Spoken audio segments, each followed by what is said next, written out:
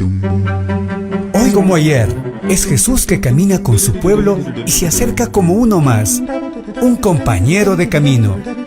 Somos un pueblo que camina. Un espacio de las comunidades laicales de la Diócesis de Latacunga, donde todos nos escucharemos a la luz del catecismo de la Iglesia que ilumina nuestro camino. Somos un pueblo que camina. Ya estoy aquí. Vamos, Pedro, apresurémonos. Gracias por venir. Muy buenas tardes, amigos y amigas de Radio Latacunga. Bienvenidos a su programa, Un Pueblo que Camina. Este es un espacio radial de la Diócesis de los Laicos, del movimiento laical de la Diócesis de Latacunga, donde se comparten reflexiones, motivaciones y sobre todo se estudia el catecismo de la Iglesia Católica. Se transmite todos los días sábados desde las 18 horas a través de Radio Latacunga y por las redes sociales, bajo la conducción de su amigo y servidor Juan Zorrilla. Hoy tenemos nuevamente en este programa la presencia de el padre Tomás Agustín Veroch, párroco de la parroquia San José en la diócesis de Savannah. Esto es en Georgia, Estados Unidos. El tema que vamos a abordar es la segunda parte de El Colegio Episcopal y su cabeza, el Papa, numerales desde el 882 hasta el 887. Nuestro agradecimiento al señor obispo, Monseñor Giovanni Paz, al padre Guido Mise y a Radio Latacunga que hacen posible este programa. Nuestros amigos que no pueden sintonizar en este momento Radio Latacunga, luego se puede dirigir al canal de Radio Latacunga en Facebook o al canal del Consejo Diocesano de Laicos-Latacunga en YouTube.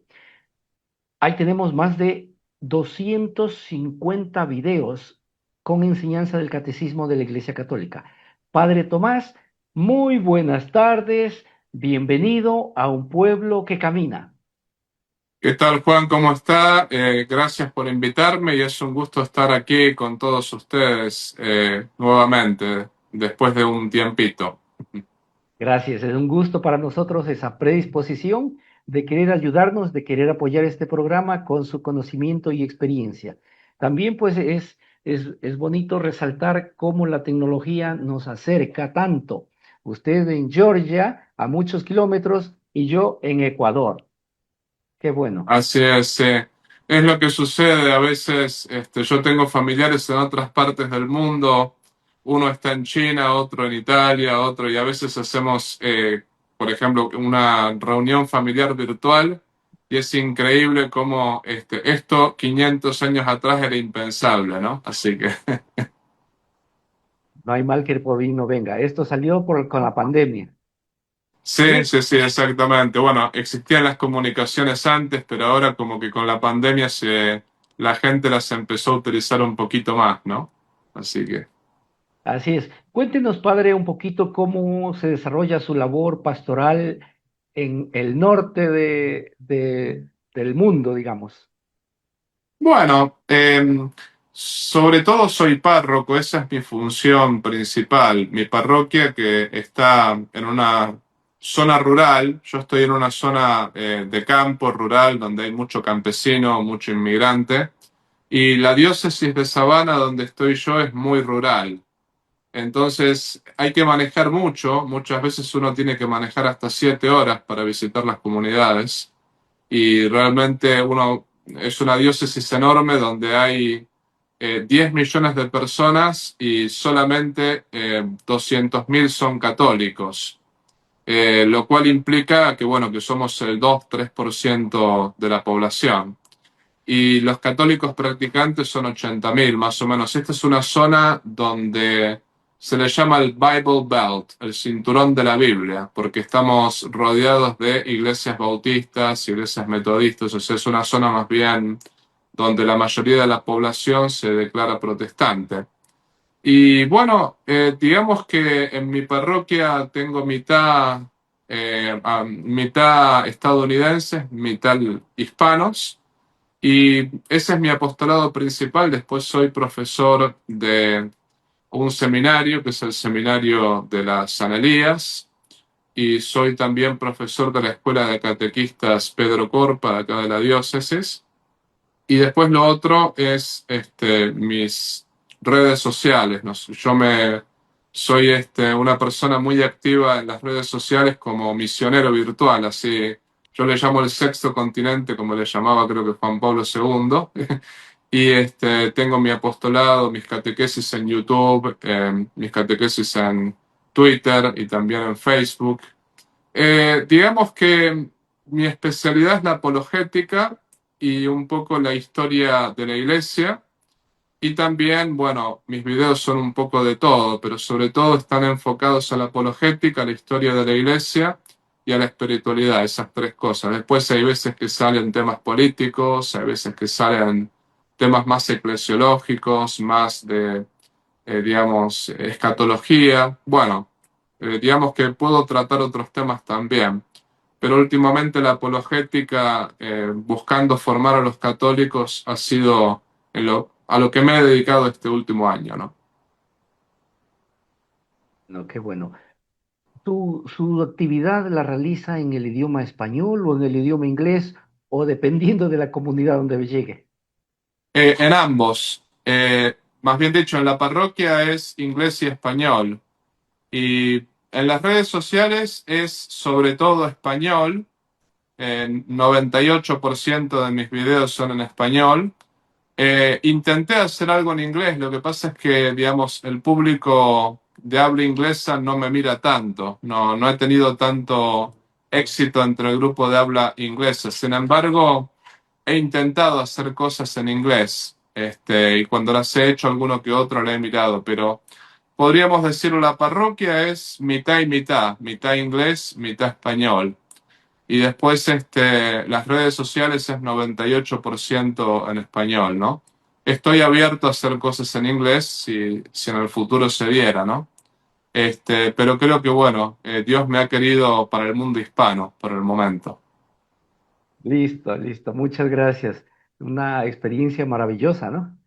Sí, sí, sí, muy bonita. Y bueno, y uno aprende también sobre todo a ver las necesidades más importantes, ¿no? Acá, por una parte es bueno tener la parroquia porque eso me hace bajar a la realidad concreta del campesino, ¿no? Del inmigrante y también del trabajador.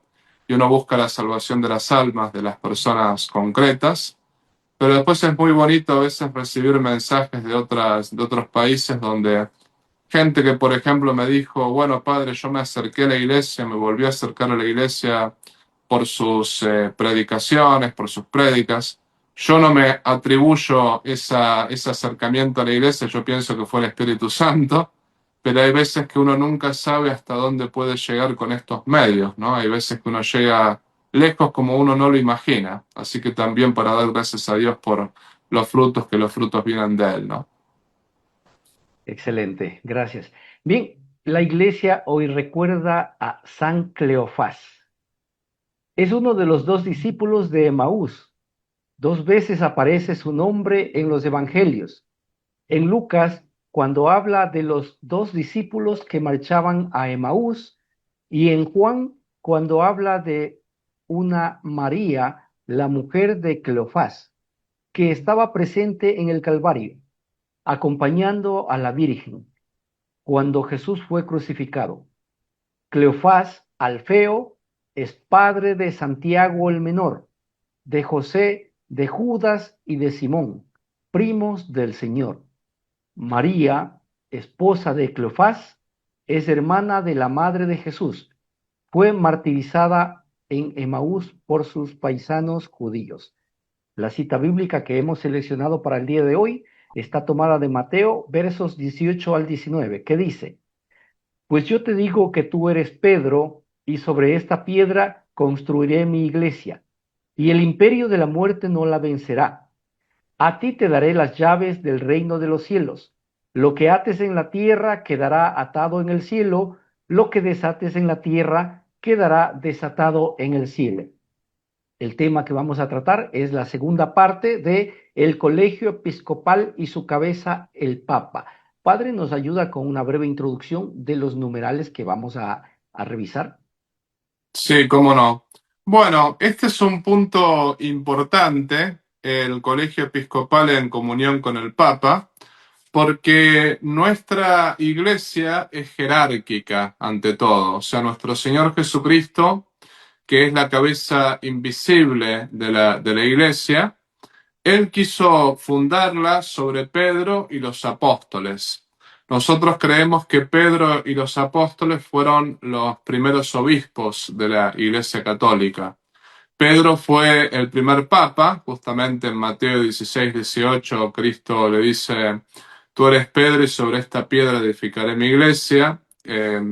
Y después los apóstoles fueron los primeros obispos y ellos por la imposición de las manos le transmitieron el episcopado, el presbiterado y el diaconado a hombres y mujeres, perdón, mujeres no, a hombres, que por todo el mundo fueron a predicar el Evangelio para buscar la mayor gloria de Dios y la salvación de las almas y que el Evangelio sea encarnado de modo concreto en cada una de las culturas y en cada una de las personas de este mundo.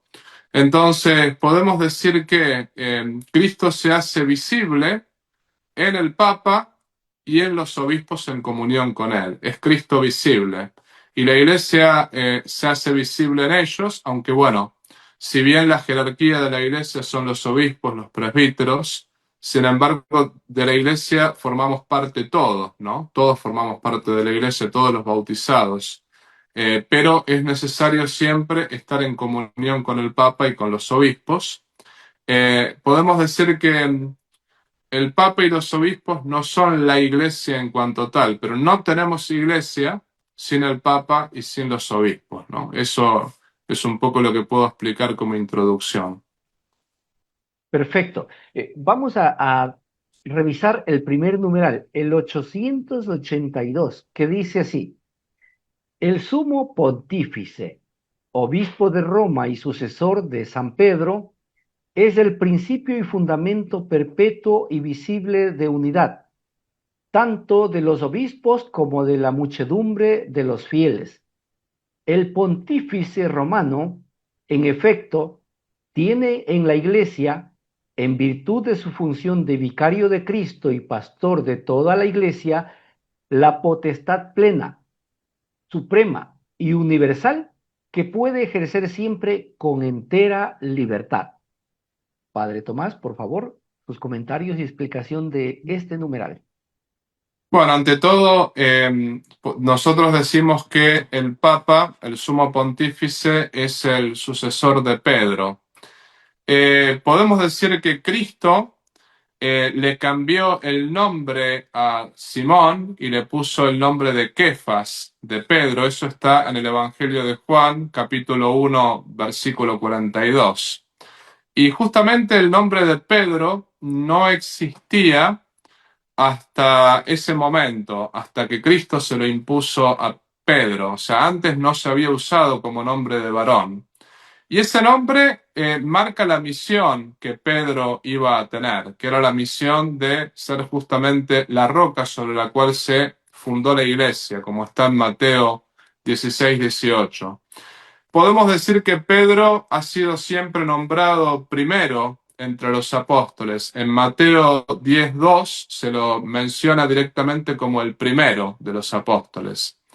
Y después podemos también decir que Pedro, además de que siempre es mencionado primero, Pedro participó junto a Santiago y a Juan de la resurrección de la hija de Jairo, de la transfiguración, de la agonía de Cristo en el huerto. Y por otra parte, es como que Cristo a Pedro le da un lugar especial, un lugar muy, muy especial.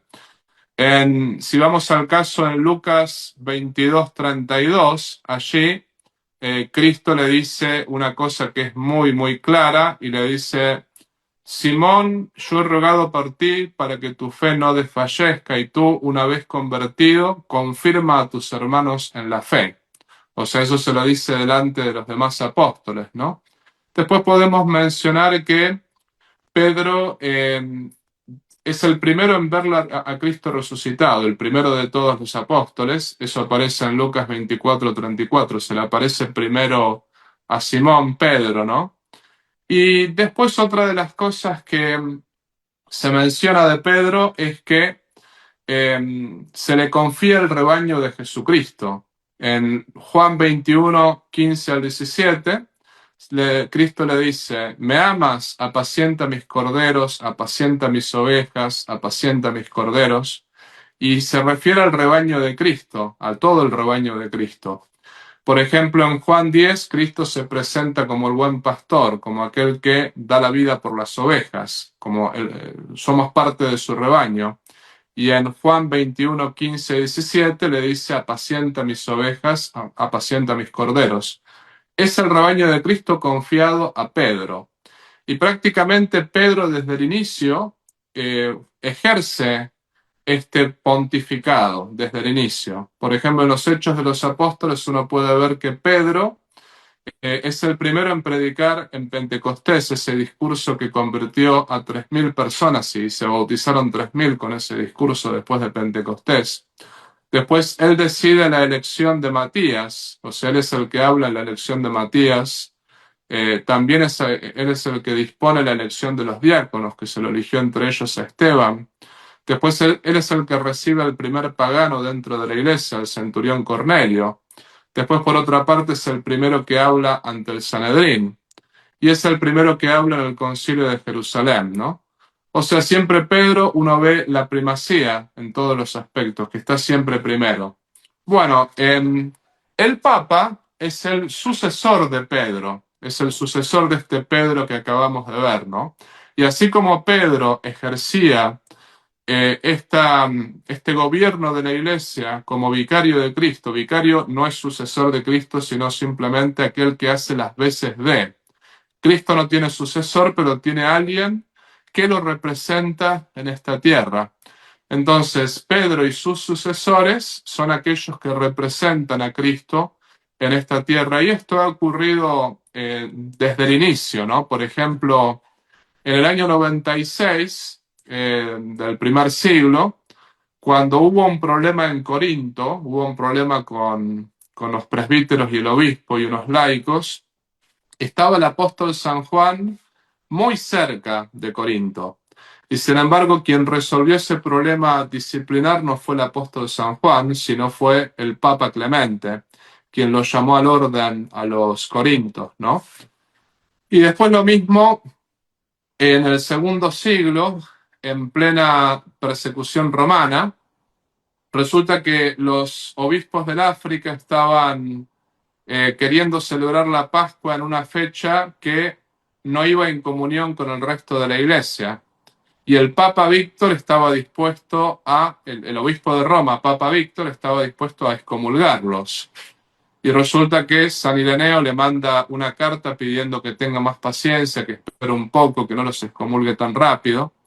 Entonces estamos hablando de los primeros siglos. Uno puede ver ahí claramente que los sucesores de Pedro ejercieron esa autoridad. Todavía no estaba bien definido, digamos, muchas cosas, no estaba definido el alcance de esa autoridad, pero uno ve que Pedro en sus sucesores desde temprana edad gobernó la iglesia.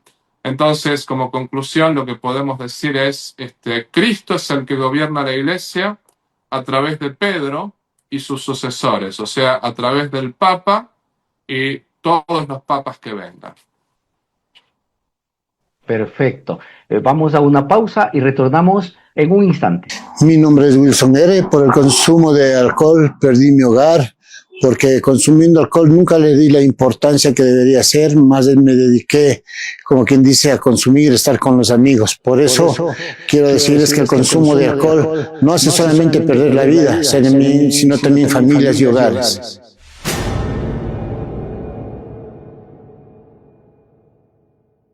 Amigos, continuamos con su programa Un Pueblo que Camina. Qué gusto estar nuevamente en nuestro programa con la compañía del Padre Tomás Agustín Veroz, párroco en San José, en la diócesis de Savannah. Esto es en Georgia, Estados Unidos. Con quien estamos analizando el tema, el Colegio Episcopal y su cabeza, el Papa, en su segunda parte, a partir de los numerales 882 y 887. Expresamos nuestro agradecimiento a Monseñor Giovanni Paz, al Padre Guido Mise y a Radio Latacunga que hacen posible este programa. Nuestros amigos que no pueden sintonizar en este momento Radio Latacunga, luego puede revisar en el canal de Radio Latacunga en Facebook o en el canal del Consejo Diocesano de Laicos Latacunga en YouTube. Allí tenemos todo el material desde los primeros numerales del catecismo hasta el que estamos grabando en este momento. El siguiente numeral, el 883, dice: el colegio o cuerpo episcopal no tiene ninguna autoridad si no se le considera, junto con el romano pontífice, como cabeza del mismo. Como tal, este colegio es también sujeto de la potestad suprema y plena sobre toda la Iglesia, que no se puede ejercer a no ser con el consentimiento del romano pontífice. Padre Tomás, por favor, su explicación y comentarios. Sí, todos los obispos son sucesores de los apóstoles. Sin embargo, hay una cabeza que es el sumo pontífice. En su momento fue Pedro y ahora es el Papa León XIV. Entonces, en la historia de la Iglesia hubo un error que se le llamó conciliarismo. El conciliarismo fue condenado por la Iglesia, pero lo que decía era que el concilio tenía más poder que el Papa y que en realidad el Papa tenía que someterse a las decisiones del concilio, lo cual no es así, ¿no? Y eso fue condenado. Justamente el concilio en unión con el Papa es quien toma decisiones, pero el Papa tiene que convocar a los concilios, aunque esto ha sido discutido porque en su momento los reyes han convocado concilios también. Lo mismo, el mismo emperador Constantino ha convocado el concilio de Nicea. Sin embargo, los reyes nunca han tomado decisiones por la Iglesia. Por ejemplo, Constantino convocó al concilio de Nicea en el 325 para zanjar el problema de Arrio, el arrianismo, que justamente Arrio era un presbítero del patriarcado de Alejandría que negaba la divinidad de Cristo. Entonces, en el concilio de Nicea se lo condena a Arrio. El emperador Constantino lo convoca, pero sin embargo, quien toma las decisiones es el concilio de la condena de Arrio. Y el concilio llevó la firma del obispo de Roma, llevó la firma del Papa. Es decir, siempre al obispo de Roma en todos los concilios se le ha pedido la aprobación. Porque sin la aprobación del obispo de Roma, las decisiones del concilio no tenían peso. Lo mismo ha sucedido, por ejemplo, cuando se definió el canon bíblico. Por ejemplo, en el Sínodo de Roma, en el Concilio de Cartago y en el Concilio de Hipona, esas tres reuniones de los obispos llevaron siempre la firma papal, la firma del obispo de Roma. Lo mismo si hablamos de, por ejemplo, el Concilio de Florencia, el Concilio de León, el Concilio, de Éfeso, o si hablamos, por ejemplo, del Concilio de Trento, lo mismo el Concilio Vaticano I, el Concilio Vaticano II, todos han llevado, o sea, cada uno de los documentos han llevado la firma de los papas. Entonces, los obispos en comunión con el Papa son aquellos que pueden tomar decisiones, pero no los obispos solos. Todos los obispos tienen que estar en comunión con el Papa. Justamente está la frase que dice: con Pedro todo, sin Pedro nada. Y también San Ignacio de Antioquía, que decía que la Iglesia de Roma, San Ignacio de Antioquía, estamos hablando de un santo padre, que era discípulo de San Pablo, de San Pedro y de San Juan. Él dijo: donde está el obispo está Cristo, y donde está Cristo, allí está la Iglesia Católica. Esto se aplica sobre todo a Pedro. Donde está Pedro está la Iglesia, donde está Pedro está Cristo, y donde está Cristo está la Iglesia Católica. Es decir, con Pedro todo, sin Pedro nada. Y eso es lo que cada obispo católico, cada sacerdote, cada diácono, cada persona se debe atener, ¿no? Es por eso que, por ejemplo, las personas que de alguna manera, sean obispos, sean sacerdotes, no aceptan la autoridad del Papa León XIV hoy en día, son personas que no están en comunión con la Iglesia, porque no están en comunión con el sucesor de Pedro, ¿no? Entonces es importante que todo se haga en comunión con aquel que es el sucesor de Pedro y con los sucesores de los apóstoles, que son los obispos. Perfecto, perfecto, gracias. Avanzamos con el siguiente numeral, el 884, que dice: la potestad del colegio de los obispos, sobre todo la Iglesia, se ejerce de modo solemne en el concilio ecuménico. No existe concilio ecuménico si el sucesor de Pedro no lo ha aprobado o al menos aceptado como tal. Algo ya lo dijo, pero aquí lo puede complementar. Adelante, padre. Sí, cómo no. Bueno, actualmente, como antes esta regla no estaba, antes muchas veces los concilios eran llamados por reyes, por reinas, inclusive hasta por nobles. Pero hoy en día, justamente para respetar la independencia de la Iglesia en el ámbito espiritual, solamente el Papa puede llamar a un concilio ecuménico, solamente el Papa puede convocar a los obispos de todo el mundo para definir doctrinas sobre algunos aspectos de la Iglesia Católica, ¿no? Entonces, ya no tenemos un Constantino o, por ejemplo, una Santa Verónica o un San Luis Rey de Francia. Ya no existen las monarquías como existían antes. Existen las monarquías absolutistas, sí, en Arabia Saudita. Bueno, podemos decir que también el Vaticano, el Papa es un monarca, pero bueno, a lo que me refiero es, no existen las monarquías que convocaban concilios, como sucedía en la Edad Media. Hoy en día está prohibido eso y solamente el Papa puede convocar a un concilio ecuménico. Esto, además de para respetar la independencia de la Iglesia, es para enfatizar que el sucesor de Pedro es la cabeza visible de la Iglesia. O sea, él es la cabeza visible. Tenemos que recordar que a veces, por ejemplo, cuando le explico a los niños, están los cardenales, están los párrocos, están los vicepárrocos, pero muchos de ellos piensan que hay muchos tipos de jerarquías. En realidad, lo que hay es obispos, presbíteros y diáconos. Esa es la jerarquía de la Iglesia Católica. Después, un cardenal es un obispo que elige al Papa cuando el Papa muere. O sea, es uno de los que asisten al cónclave, pero es siempre un obispo. Un párroco es siempre un presbítero que puede ser monseñorino, como uno quiera, pero es siempre un presbítero. Y los diáconos son diáconos. Bueno, el caso de los obispos, el Papa es el obispo de Roma. Es un obispo que preside en la caridad a todas las demás iglesias. Y lo que hay que tener en cuenta es que presidir en la caridad a todas las demás iglesias implica el gobierno de la iglesia misma, y el gobierno implica la convocación de concilios cuando es necesario, sea definir de doctrina o sea hacer como hizo el Vaticano II, que si bien no sacó ningún dogma nuevo, sin embargo nos enseñó cómo enfrentar el mundo moderno con la doctrina católica y cómo hacerla actual en los tiempos modernos. Por ejemplo, cuando alguno dice, bueno, el Concilio Vaticano II cambió la doctrina de la Iglesia, no, no la cambió, no cambió absolutamente nada, aunque tampoco formó dogmas nuevos.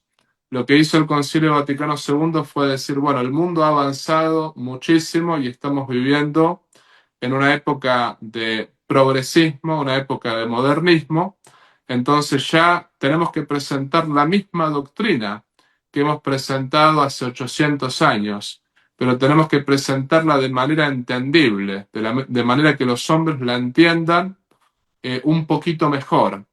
Entonces, en vez de enfatizar más lo negativo, enfatizamos más lo positivo, pero sin cambiar absolutamente nada. O sea, como que el Concilio Vaticano II fue convocado un poco para ver cómo se orienta la pastoral en los tiempos modernos, ¿no?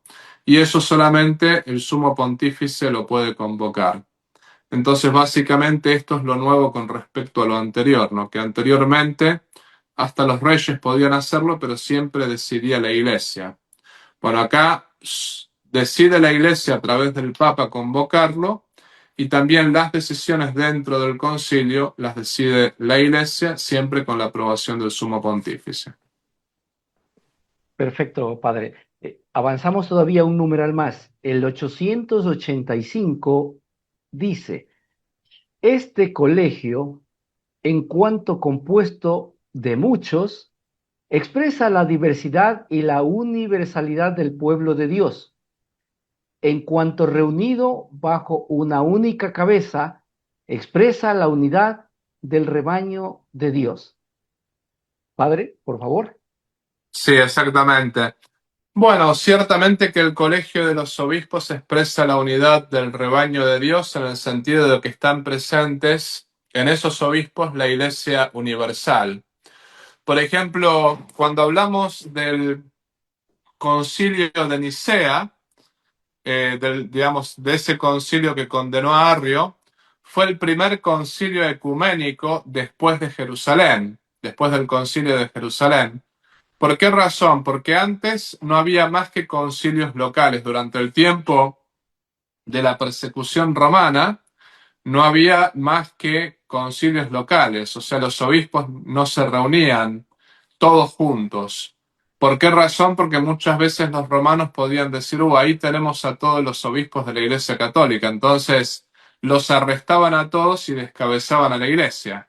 Entonces, para evitar eso, en los 3 siglos de las persecuciones romanas, lo que sucedió fue que los obispos armaban solamente concilios locales, pero no concilios ecuménicos universales. Bueno, en el caso del concilio de Nicea, el concilio de Nicea fue un concilio ecuménico universal que reunió tanto a los padres, a los obispos de Oriente como a los obispos de Occidente. Entonces, en ese sentido, está toda la Iglesia representada, la Iglesia universal de todas las diócesis, de todas las culturas, e inclusive de todo el orbe.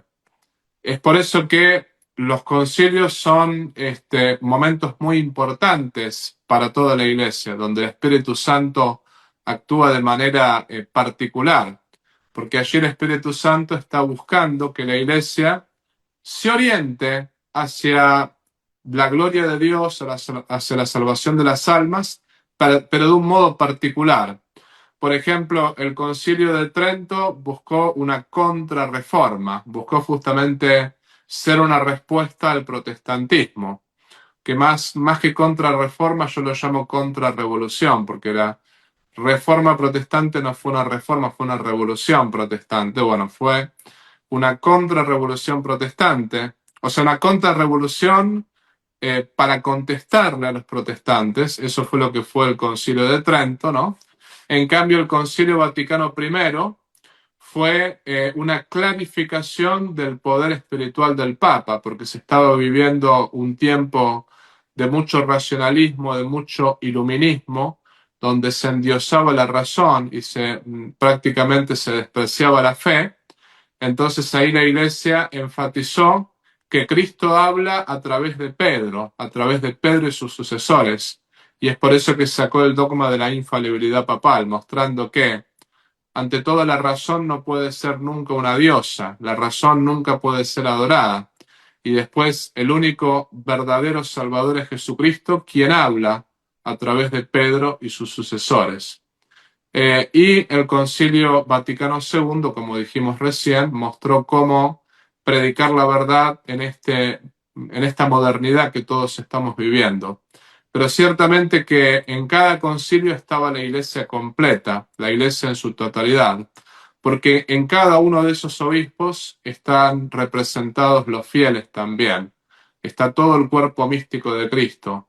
Los fieles no participan directamente del concilio, pero sí participan con sus oraciones, algunos como peritos.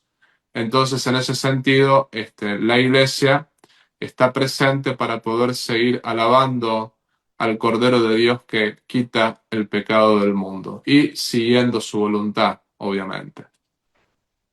Perfecto, perfecto, Padre.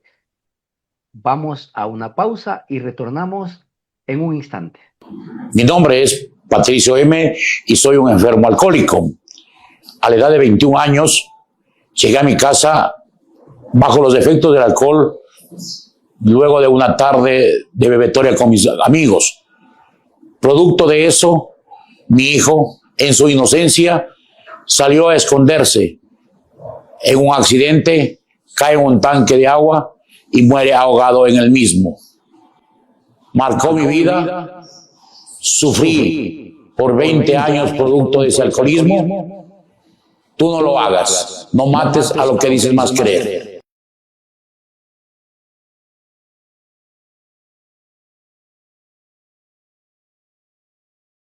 Amigos, nuevamente con ustedes, continuando con su programa diocesano Un Pueblo que Camina.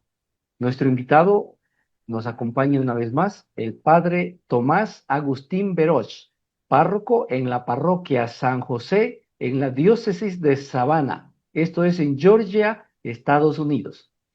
El tema que estamos analizando es la segunda parte de El Colegio Episcopal y su cabeza, el Papa. Numerales 882 hasta el 887. Nuestro agradecimiento al señor obispo, Monseñor Giovanni Paz, al padre Guido Mise y a Radio Latacunga que hacen posible este programa. Nuestros amigos que no pueden sintonizar en este momento Radio Latacunga, luego puede dirigirse al canal de Radio Latacunga en Facebook o al canal del Consejo Diocesano de Laicos _Latacunga en YouTube. Allí tenemos mucho material analizado numeral a numeral, solo catecismo. Bien, el siguiente numeral es el 886.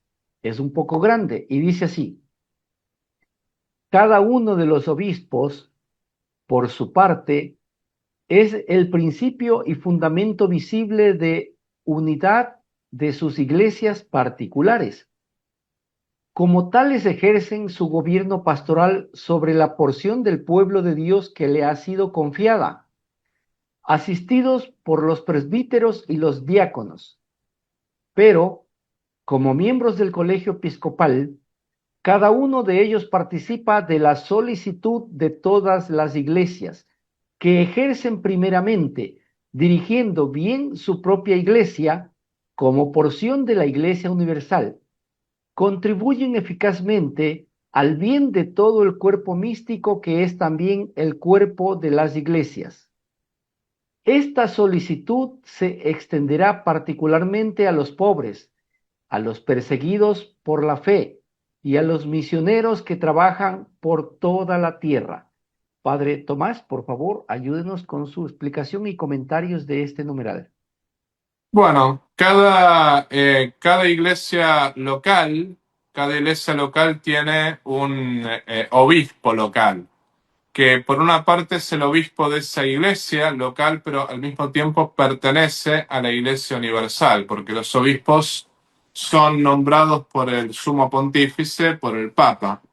Entonces, podemos decir que nosotros, por ejemplo, pertenecemos a la diócesis de Savannah, en mi parte, ¿no?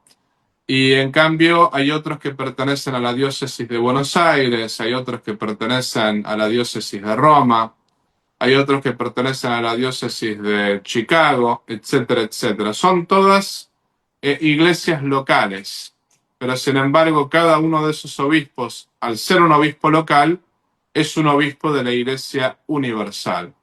Y cada obispo está, está ayudado, podemos decirlo así, por sus colaboradores, que sus colaboradores son la presencia de la Iglesia en esa parte del territorio que el obispo les concede. O sea, el obispo tiene jurisdicción sobre un determinado territorio, y en esa jurisdicción el obispo puede buscar la salvación de las almas, la gloria de Dios, y puede, por ejemplo, asistir a los pobres, a los más necesitados, puede mostrar la presencia de Cristo en ese territorio particular. Entonces el obispo tiene, potestad propia, por un lado, potestad dada por la Iglesia Universal, dada por el Papa, que significa que el obispo, por ejemplo, tiene potestad para confirmar en la fe a las personas que están ahí presentes, con la confirmación que nos da el Espíritu Santo. Lo mismo el obispo es el exorcista oficial de esa diócesis, él no necesita permiso en su territorio para expulsar demonios, sino que él tiene esa potestad, ¿no? Y él es el que nombra a los exorcistas, por ejemplo, ¿no? Después el obispo es aquel que nombra a los párrocos, aquel que le da asignación a los vicarios parroquiales para que asistan a los párrocos. También el obispo es aquel que pone los diáconos en las determinadas parroquias, ¿no? Y es aquel que, por ejemplo, le da autorización a una casa para hacer un seminario, para formar sacerdotes, le da el título de universidad católica a una universidad o colegio católico a un colegio. Como que en el ámbito espiritual, el obispo es aquel que tiene potestad sobre ese territorio y está asistido por los presbíteros, que son aquellos que tienen el segundo grado del orden sagrado, y también por los diáconos, ¿no? Aunque solamente los presbíteros y los obispos formamos parte propiamente del sacerdocio de Cristo, los diáconos forman parte del orden sagrado, pero no son propiamente sacerdotes, ¿no? Dicho esto. Entonces, sí, todos los fieles son sacerdotes por el bautismo, pero una cosa es el sacerdocio bautismal, otra cosa es el sacerdocio ministerial. Y otra cosa que podemos agregar a todo esto que acabamos de decir es que los obispos, ante todo, tienen la función, y esta es la función principal de todo obispo y del Papa también, ¿no? Tienen la función de buscar la salvación de las almas. Está muy bien el alimentar a los pobres, el justamente ayudar a los más necesitados, el ver el tema de lo material, ¿no? De la asistencia social. Pero la asistencia social, si uno quiere decirlo de esta manera, es algo más que la Iglesia hace. O sea, es la caridad que se manifiesta en concreto con la ayuda material. Pero si nosotros ayudamos materialmente a los pobres, pero no los ayudamos a salvar sus almas, en realidad no estamos cumpliendo nuestra función como Iglesia. Por ejemplo, si yo en una parroquia me preocupo que los pobres tengan comida, pero viven en concubinato y no se casan porque viven en pecado, por ejemplo, en ese caso no soy un buen pastor. Estoy realmente simplemente dándoles de comer al cuerpo, pero no estoy alimentando sus almas con la gracia de Dios, ¿no? Entonces esa es la función de la Iglesia particular y de la Iglesia universal. Lo más importante es que la gente viva y muera en gracia de Dios, ¿no? Después, todo lo demás gira en torno a eso, gira en torno a la salvación de cada hombre y de cada mujer redimido por Cristo. O sea, tenemos que buscar la salvación de cada una de las almas. El resto es importante, pero no tiene la importancia que tiene la salvación del alma, porque esa es la principal misión que Cristo nos dejó, ¿no? Buscar que las personas vayan al cielo y que toda persona se salve, que eso es lo que Dios quiere. No todos se van a salvar, eso es verdad, lamentablemente, porque algunos van a rechazar la gracia de Dios, pero al menos nosotros tenemos que predicar la salvación con nuestra palabra y con nuestro buen ejemplo, y tenemos que buscar que cada una de las almas encomendadas a nuestros apostolados vivan en gracia. Eso es lo principal. Perfecto, padre. Vamos a una pausa y retornamos en un instante. Mi nombre es Alexa. Por andar en el consumo del alcohol terminé en una cama del hospital ya que por mi inconsciencia me contagié de COVID, a lo cual las dolencias fueron demasiado fuertes en mi cuerpo y tuve que pedir auxilio. Mi manera de beber me llevó a eso. El día de hoy yo le pediría a la comunidad en sí de que se dé cuenta de que andar bebiendo en una calle no es seguro de nada.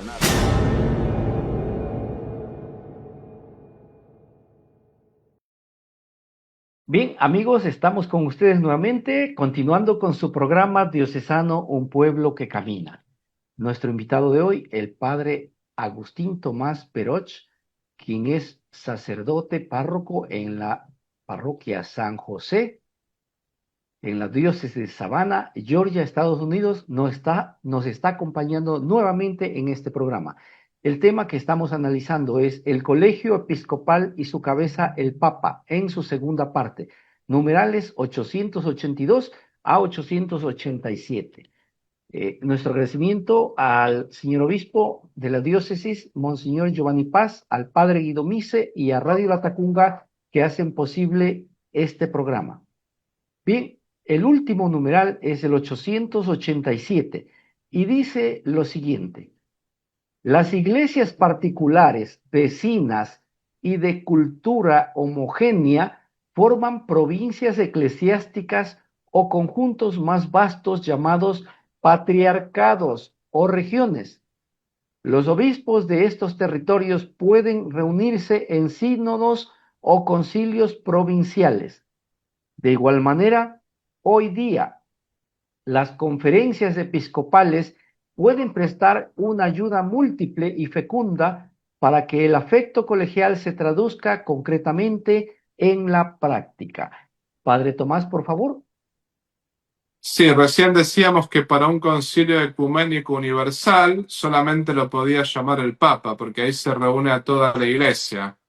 Sin embargo, existen lo que se llama territorios, donde esos territorios tienen sea un patriarca o sea un metropolitano. Por ejemplo, los patriarcas son más comunes ahí. En Italia está el patriarca de Milán, por ejemplo, ¿no? Que el arzobispo de Milán es considerado patriarca de Milán. Lo mismo ahí en Jerusalén está Pizzabella, el cardenal Pizzabella, que es el patriarca de Jerusalén, ¿no? Los patriarcas son responsables de alguna manera de las iglesias locales, de las distintas diócesis que están bajo su patriarcado, ¿no? Como que acá hay dos cosas que hay que tener en cuenta. Cada obispo es responsable en su diócesis. Entonces, muchas veces lo que sucede acá en los Estados Unidos, y me imagino que sucede en varias partes, ¿no? Que hay veces que un laico tiene un problema con algún párroco y lo que sucede es que a veces le mandan una carta al metropolitano. Acá en la diócesis donde estoy yo, a un sacerdote párroco de esta diócesis, medio que algunos parroquianos de él estaban enojados y la carta se la mandaron al arzobispo de Atlanta, que es el metropolitano, de alguna manera. ¿Qué hizo el arzobispo de Atlanta? Se la giró al obispo de Savannah. Y después el obispo de Savannah se la giró al párroco. Y el párroco dijo, bueno, a ver, si van a escribir en contra mío, asegúrense que sea al obispo correcto, porque le escribieron al metropolitano, el arzobispo de Atlanta, y él no tiene nada que ver conmigo, dijo, ¿no? Bueno, ¿qué significa esto? Que los patriarcas, los metropolitanos, no interfieran en las iglesias locales, ¿no? ¿En qué sentido interfieren? En el sentido, supongamos que un obispo local fue secuestrado, por ejemplo, ¿no? O fue secuestrado o no se lo encuentra. El que informa a la Santa Sede, al nuncio apostólico, que es el embajador del Vaticano en cada país, ¿no? Quien informa es el metropolitano, ¿no?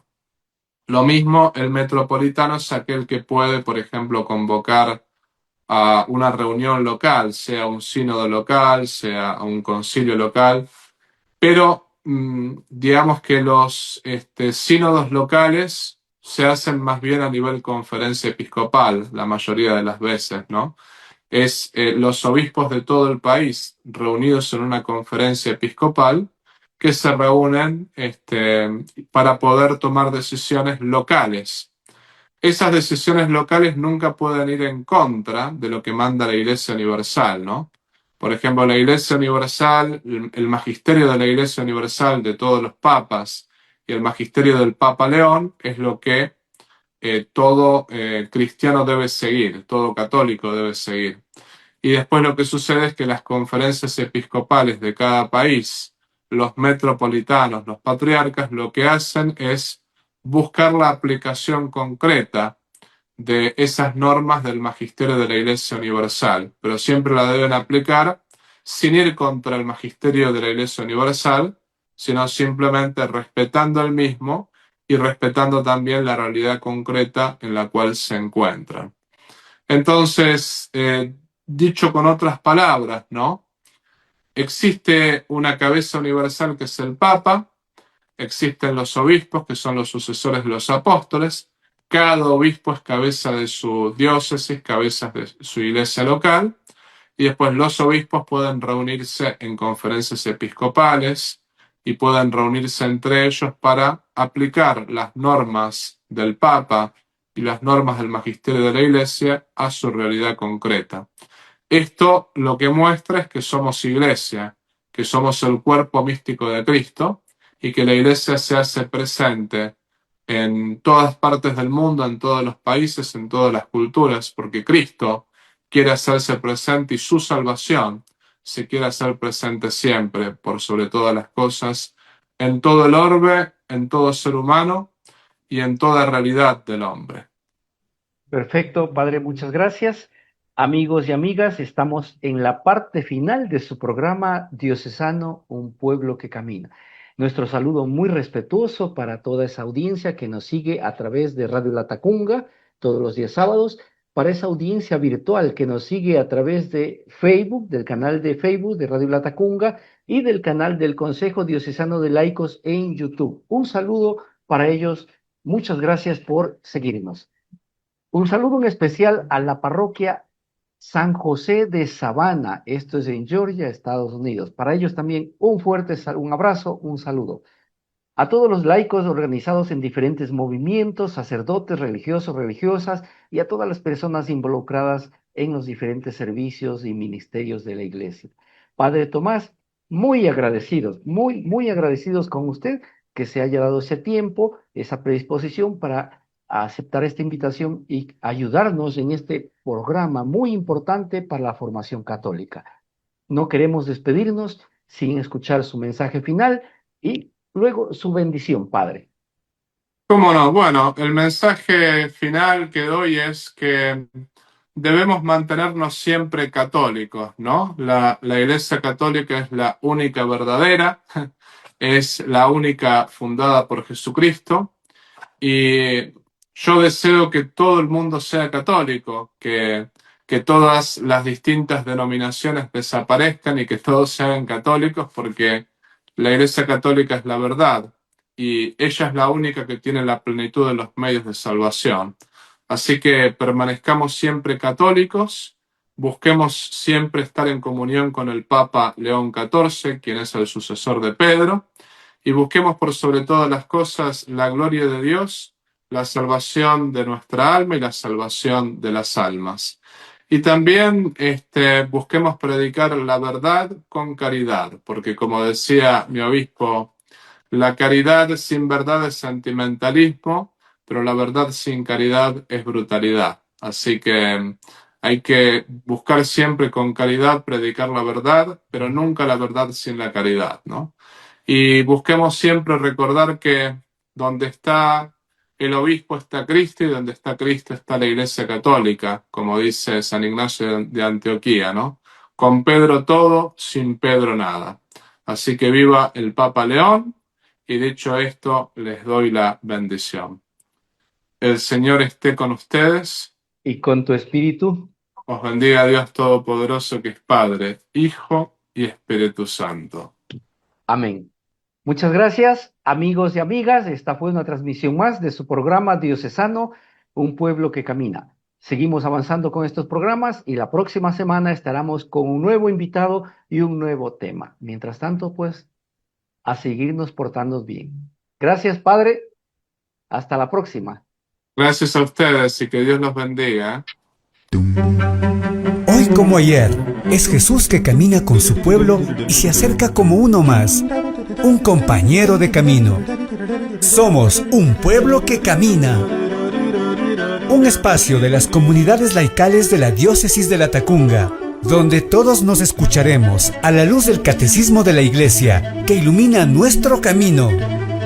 Somos un pueblo que camina. Ya estoy aquí. Vamos, venga, apresurémonos. Gracias por venir.